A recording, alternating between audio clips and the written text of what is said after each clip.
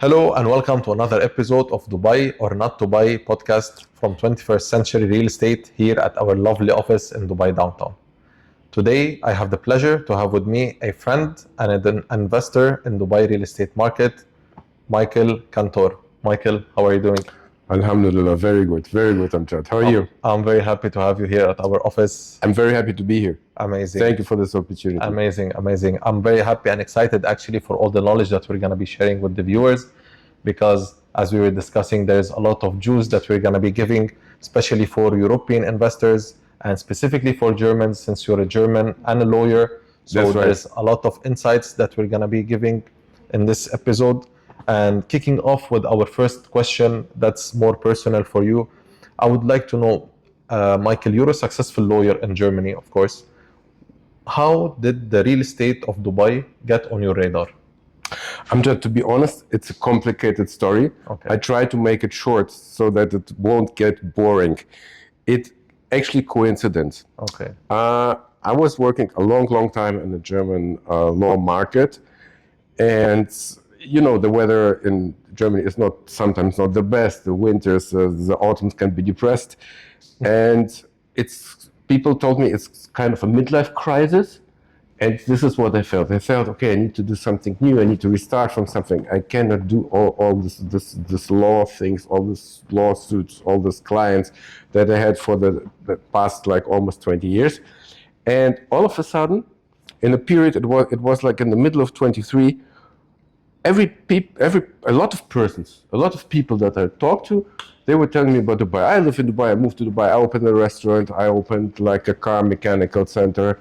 So a lot of people that I met were somehow involved in Dubai. A lot of people lived there, and they were describing Dubai as like a paradise. Nice. So I started to come here first To explore. I was in Dubai before, but like 3-4 days. I never thought that I'm going to move here one day. Wow. So, like, from your first visit, you fell in love in the city? My first visit was actually 2006. Okay. I was here, I think, 36 hours. It was on the way to Thailand. It was a stopover. So I hardly remember it. Yeah.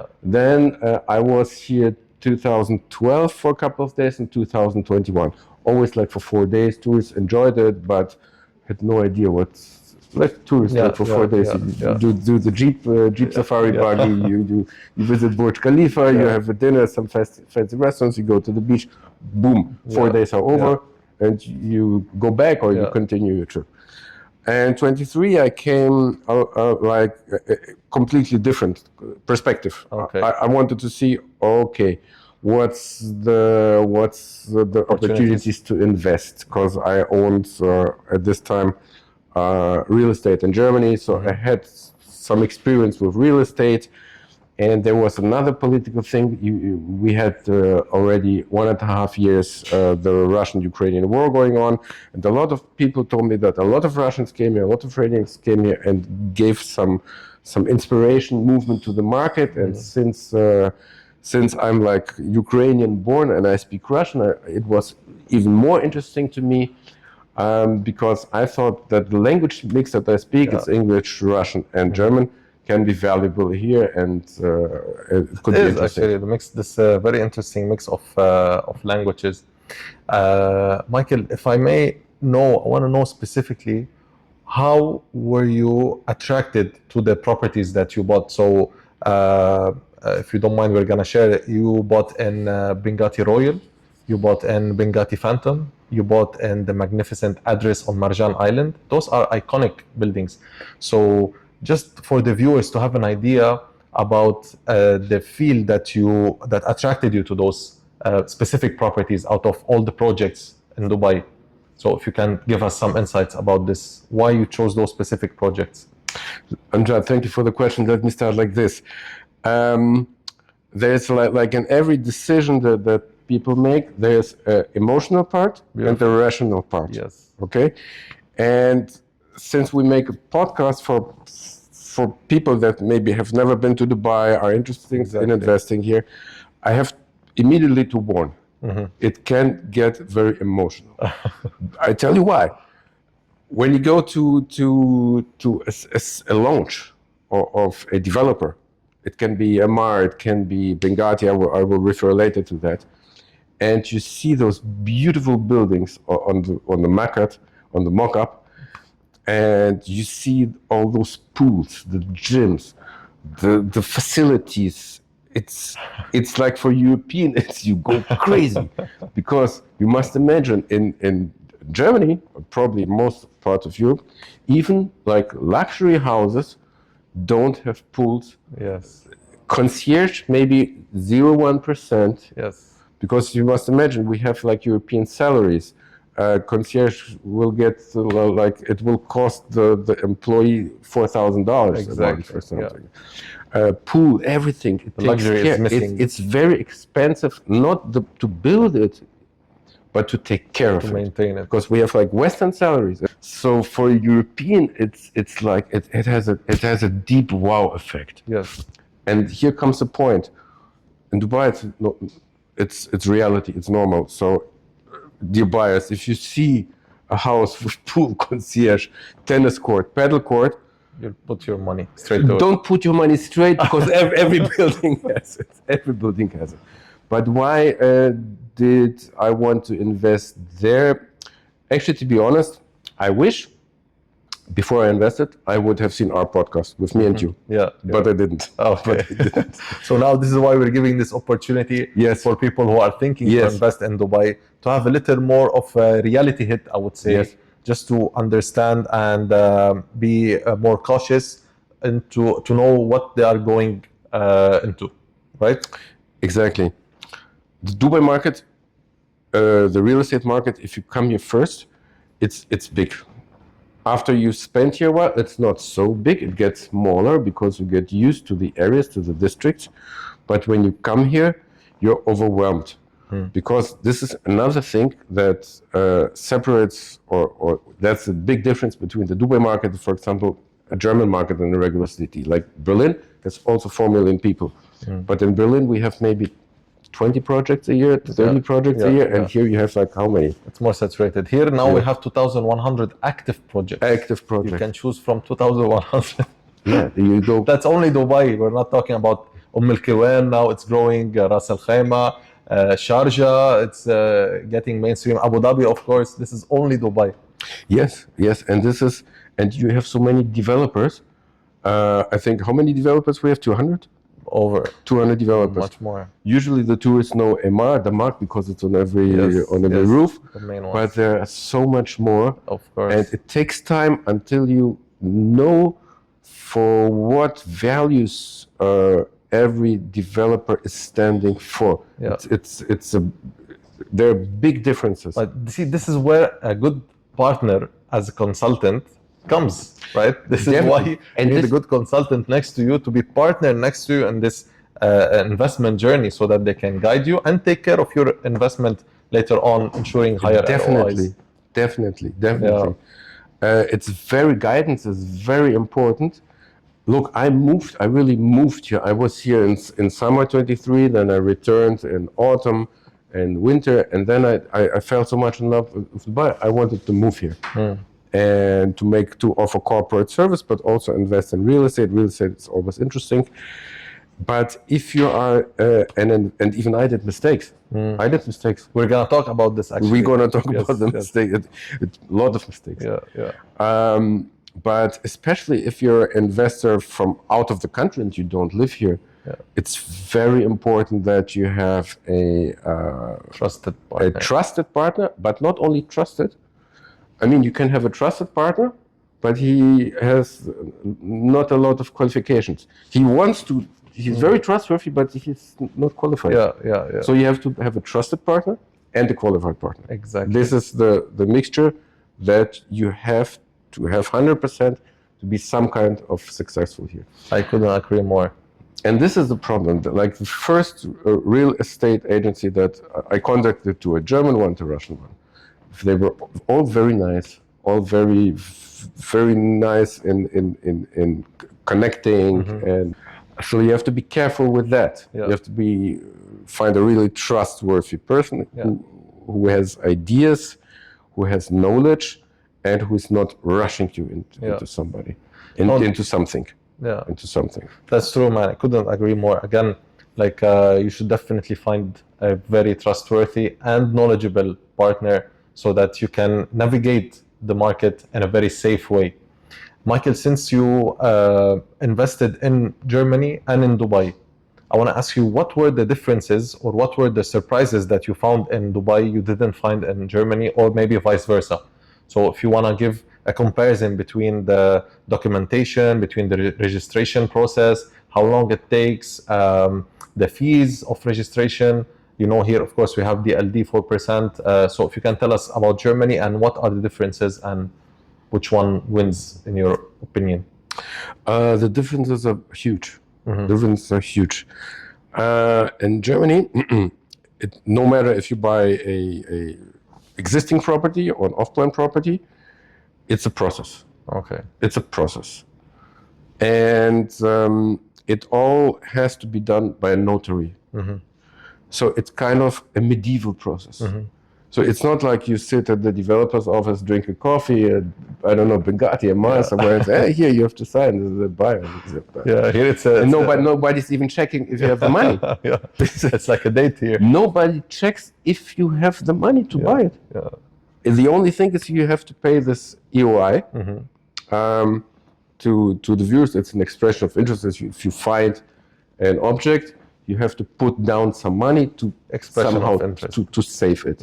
And then in Germany, the financing of the project has to be secured. Has to be secured off-plan or not off-plan. So either you show the money that you have it, or you have a approval of a loan. Okay. Usually it works like this. Usually it works like this. What about the registration process? Yes, and then you get a sample of the contract from the notary. By law, it's 2 weeks. You have to read it 2 weeks, or not, but it has to be at your place 2 weeks before you sign it. By law, you cannot get the contract. You can get it, but then you have extra to sign it. That I know it's 2 weeks, but so you have to check the contract. You get the opportunity to check the contract, every detail. You can go to your lawyer. And then it's like a celebration, like ceremony with a lawyer, and you get a written contract on paper with a seal. Can you imagine? With a seal, with a seal like medieval ages. And everything is very secured. Everything is very so. In Germany, if you make real estate transactions, everything is very. You feel always safe. You have a notary on your side. You have this, that. And here it was like my first experience was like, what? But that was it. It was smooth. So at the developer's place, you get the contract, you sign it on all pages, then you have no notary, nothing. And then you have to pay. And here, to be honest, I see especially in off-plan, I see a danger. I see a danger for a customer because what I experienced here is that, for example, there is a buyer. And he or she has a budget of, let's say, 1 million. No matter dirham, dollars, 1 million. And this client comes to the agent and wants to buy an apartment for 1 million. And what I heard, what I experienced myself as well, is that the agent said, hey, why don't you buy two? Why don't you buy two? It's off plan. We have a 60-40 payment plan. 60-40 payment plan means that during construction you pay 60%, and when it's done, when you get the apartment handed over, then you have to pay 40%. Which means if the apartment costs 1 million dirham, you pay 600,000 during the construction, which is usually around 3 years, and only after 3 years you pay the 40%. And the agent says, well, if you have 1 million, buy 2 apartments for 1 million. You say, but I don't have 2 million. They said, you don't need 2 million. Just put like 500,000 on each. Like according to our payment plan, you have 2.5 years. And then after 2.5 years, you just sell 1 or 2, probably with capital appreciation. And as I said at the beginning, the agents live from the commissions. For them, it's of course fantastic to sell 2 apartments instead of 1. But I would be very careful. Because 2.5 years, it's a long time. It's a long time. I mean, the market in Dubai performed fantastically between 2021, 2024. Now it's stabilizing, I would say, but you don't know. And I believe in Dubai. To be honest, I think for the next 10 years, I think it's good because I can explain why. Because a lot of people come here. Absolutely. The demand is there. Absolutely. It's not like a phantom, like a ghost. No, Dubai proved itself with numbers. That's for sure. Like when I moved here, beginning 24 until the end of November, I think we had 200,000 more residents here, and the trend is continuing. Yeah. It's amazing. Yeah. But, for example, when we had like 2 months ago, when the Iranians shot rockets to Qatar, I thought, what is if they shoot a rocket to Dubai? Yeah. I mean, even if it's a base that can affect, hey, we're Middle East. No, of course. All this, I mean, people get scared fast, but people forget fast. Yeah. So, but if you have to sell in a moment where there are rockets flying over Qatar, which is a neighboring country, you need time. Absolutely. No, I agree with you. You need time, and I don't want to be under pressure to the payment plan to sell something. Yeah.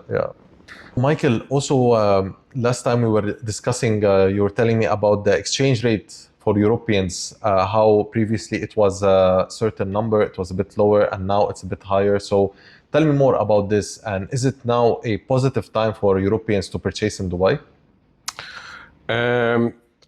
I answer your last part of the question first. Yes, it's now you have fantastic exchange rate, and this is a thing. This is an issue that especially applies to Europeans, because as Europeans who never invested in an outside Europe market, we are used to that the euro is the center of the world. Yes, but outside Europe, it's not like this. The dollar is the center of the world, and a lot of other countries live always in dollars, but not Europeans.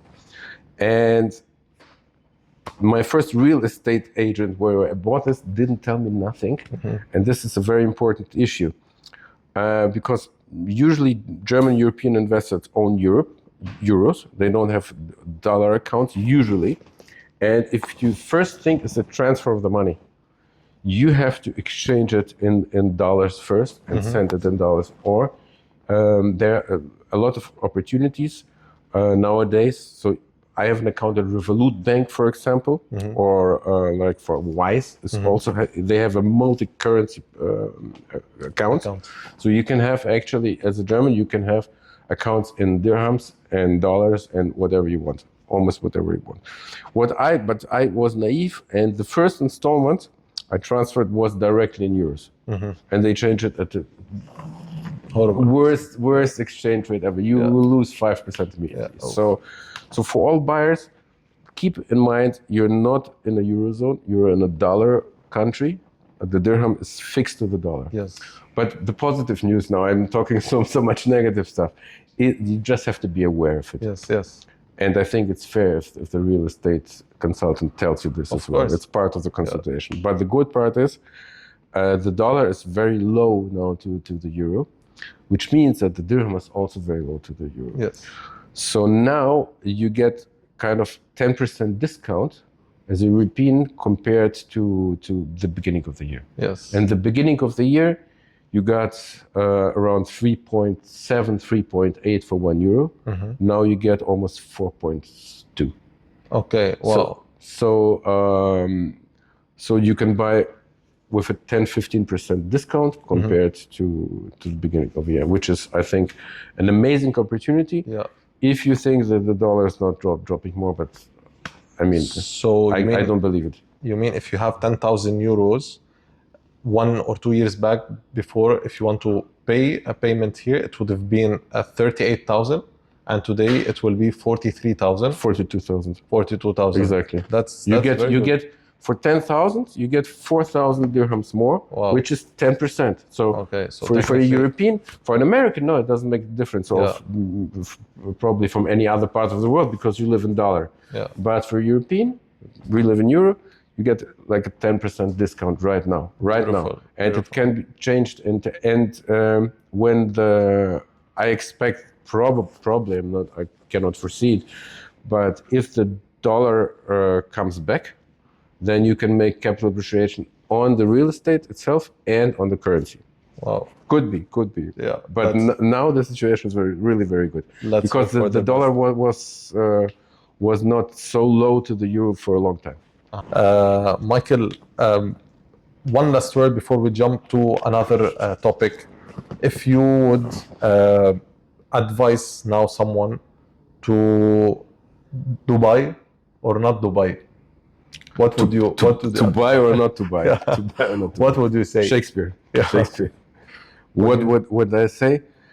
I would say that the question itself is too general. I would say the question itself is, if I would be a real estate agent, I would do a lot better job than the real estate agent I had when I bought my first apartment. First of all, I would collect a lot of information. I mean, Yes. a lot of information. If you were my customer, I would first ask you, what purpose is your? But this is a basic question. Yeah. There can be three purposes in life to buy a real estate. Absolutely. And we're gonna dig now deep into this. The first purpose is I want to live myself there. Yes. The second purpose is I want to rent it out. The third purpose is I want to resell it with capital appreciation. Yeah. So which kind of investor are you? Yeah. So what do you want? Exactly. The second thing is if you're from Germany or Europe, but I know the German, then taxes is a big issue. Yes. The problem is that the real estate agents that are here, especially probably the non-German real estate agents, they don't know the laws in Germany. I mean, I don't know them 100%, but I know basically, I'm a lawyer, I know, but to be 100% sure, you need even a tax consultant. But I mean, what can you expect from a real estate agent from, I don't know, from other countries to tell you to make an important financial decision? They all say Dubai is tax-free, which is true. Yeah. Which is true. You don't pay taxes on rent, you don't pay taxes on a capital appreciation. But for you as a German buyer, and you still live in Germany, it's not enough. Because the German financial department will still ask you, my friend, you have real estate in Dubai, please share the income, and from the income you have, you pay tax. Okay. Okay, so it's not so easy. Yeah. So we're saying if a German investor invested in Dubai, but he lives in Germany, he will still have to pay for those properties tax on capital appreciation Yes. and on return. On both. But And if you have a residency in Dubai, look, residence doesn't mean tax residence. Okay. This is two different things. okay. Residency I get easy in 1 second. I get Exactly. the Emirates, I make a company or I buy a real estate over, I think 750,000. Even not golden visa, 2 years visa. Yes. I get, but I don't have to be here all the time. Yes. And the tax residency, I know because I did it, is the Dubai authorities, they make a travel report, so you can prove that you stayed in Dubai not like 2 days or 2 weeks. For German authorities, you have to stay more than half a year out of the country. Okay. So if you can prove, for Dubai to get tax residency, you have to be more than 183 days per calendar year here. Okay. So And more only- than half of the full year. And if you prove that, then you get a tax number from FTA. Okay. You don't get a tax number from FTA just like this. You have to Okay. prove with the travel report. Then you have to show a long-term rent or an ownership that you really here must be here. So for the only way for someone German to not to pay taxes if they have properties in Dubai is to be to spend more than half of the year in Dubai and be like prove this basically. This is the easiest option. This is the easiest option. But I mean, a lot of investors they can just say, okay, I move to Dubai, so they stay there. So what's the first and most important thing is that the German buyer has to be aware that the problem exists. Okay. Yes, just to be aware that this problem exists. Beautiful. That what the real estate agent says, it's tax-free. For him, it doesn't apply. Okay. Okay, so just be aware, and then you have to consult your tax consultant and think, how can I do it smooth? So what some other solutions that you may except in moving mind. to Dubai. Yes. Except moving to Dubai, is but I mean it's just an idea. Yeah. It's that if you buy the real estate property through a Dubai company, so you make a free zone, Okay. you can make it under your name, Okay. and you can make it under a German company. Okay. If you make it under a German company, it's a so-called holding company. The German company doesn't do anything except owning your Dubai company. Okay. And when you buy property through your Dubai company, as long as you don't shift the money to Germany, the rent, the capital appreciation, as long as it stays in the company, the German tax authorities won't bother you. This applies only if the owner of the Dubai company is another company. That's very interesting. And when you move, when you decide, like after 5 years, for example, you buy an apartment for 1 million, and you have like, for example, 8%, so it's 80,000, which is realistic. Yeah. 4 years, 80,000, let's say 5 years, 80,000, you have 400,000, Yes. and you sell it with 200,000 capital appreciation. So you have a gain of 600,000. That's taxable, right? And the German tax is around 40%, around 40%. Yeah. So from the 600,000, you have to probably pay around 250,000, and only 300. This breaks your ROI completely. Yes. This breaks your ROI. Breaks your life. Yes.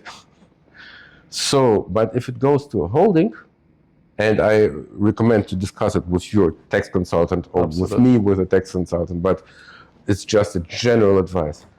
A holding allows you to pay a tax of around 1.5% instead of 40%, but under a condition that the earnings that you make, you have to reinvest. Not necessarily in Dubai, in Germany, whatever. If you reinvest it, It's completely you kind of flip it again. You flip your appreciation, and it's not taxable as long as you don't put it in your pocket. That's a smart way, I would say, to make it. It's smart way if you're not planning to take out the money and put it in your pocket. Yeah. So, and that's you're growing your capital, basically. you're growing your capital. You're growing your capital, and you can pay expenses from your company. For example, you need a laptop, you want to travel to Dubai to look for your partner, to make snagging, to whatever. You can deduct it. Yes. But the main focus is that if the client tells me, okay, I plan to grow my wealth for the next 10, 20 years, that's a good way to do it. Yes. Especially, of course, always you need the consultancy of a tax consultant. It's not enough just to trust your consultant, because the consultant in most cases does not know what happens with German taxes, and he's not accountable, not reliable. I think, as you said at the beginning, the most important factor in any investment would be to understand the client's requirements. Right? What is it that they want? Do they want to just increase the capital? They want cash flow. They want to be having spending from this money. They want to keep it for like 10 years. So it all goes back to what the client wants, so that we can prepare a proper structure. And it's more than just asking you want to rent it out, live in it, or capital appreciation. For example, I forgot, good that you mentioned it. If you buy private under your name, if you hold it 10 years, then you sell it with capital appreciation, then it's tax-free. If you buy it under your name, if you buy it on a company, never tax-free. Never tax-free. Wow. But if I ask my client, what do you want? What do you want? And he tells me, I want to hold it 10 years, and then I want to cash it in. And in this case, because the rent you always has to be taxed, then I would recommend, for example, the highest possible expected capital appreciation over 10 years, and the ROI is for me not important. It can be 4%. It can be 4% because I pay 40% taxes on it. Yes. So a ROI of 8% for a German citizen, for a German resident, is in most cases, if you pay 40% tax on this, if you buy it on their own name, not on the company, It results in 4.8. Michael, that's amazing. Those were amazing insights you were giving. I think we covered a lot of unsaid points and hidden points for any European and specifically German investors. If somebody wants to look up for you and just to have a chat with you or to consult you, where can they find you? Where's your office in Germany? For sure, we're going to put your number in the description, but where people can find you? Look, Amjad, I'm just returning. I plan to stay here. I plan to stay here, but then I found out after a while that I like Dubai, but I would like to come here more like as a visitor. Okay. In the long run. Okay. I miss my friends. I need to. So I'm now returning back. I will be in Düsseldorf, and This is where your office is. it's gonna be. Okay. It's gonna be. And I will share the details. Okay. Details on Beautiful. time. And we'll put them in the description. That's beautiful. Michael, it was very insightful. It was very lovely having you. All the details that we shared, I think were missing in the Dubai market. And anyone who would like to know more about setting up a proper strategy and profitable investment can reach out to me or to Michael. Our contacts are in the description below. Guys, thank you for watching and see you in the next episode. Michael, thank you so much. Thank you, Amjad, for having me here.